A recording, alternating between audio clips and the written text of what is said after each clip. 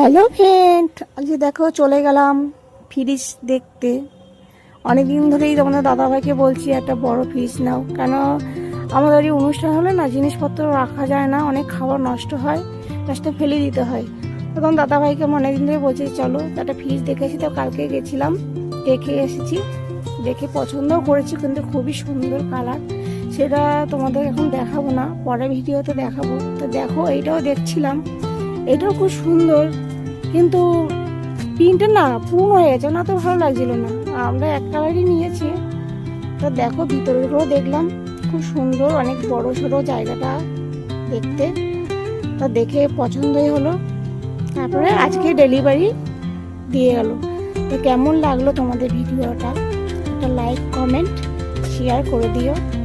এখানে অনেক রকম জিনিস পাওয়া যায়, টিভি, ফ্রিজ, এসি, সব রকম পাওয়া যায়।